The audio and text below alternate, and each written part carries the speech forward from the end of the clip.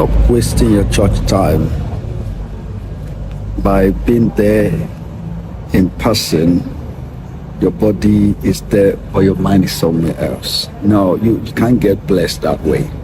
You get blessed when you're there 100%.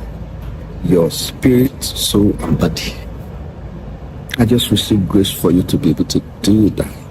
Because when you give rapt and full 100% attention, you'll be able to get what God has for you right in His presence. That's it. That is so strong in my mind.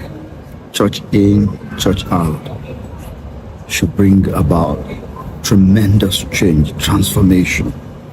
But if you are getting distracted or you're looking onto something else, not onto Jesus, not to get something meaningful out of the Word of God, it will not add up. And in the long run, you might be frustrated. So I receive grace for you for 100% attention. You're just giving God everything. Focus on Him. And I see His Word, His anointing, His presence transforming your life in the name of Jesus. That's it. Remember to like.